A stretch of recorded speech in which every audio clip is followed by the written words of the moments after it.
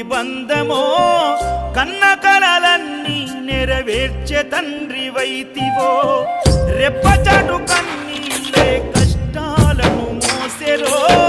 తప్పులెన్ని ఉన్నాయో మన్నించి చేరదీయరో ఓర్వలేదు కలికాలం నాయి పయనం ఆపలేదు పలికిన నోరారా శరణం కాళ్ళు కాలిపోయినా సీమునెత్తురొచ్చినా సల్లసెమటలు వట్టి సొమ్మసిల్లినా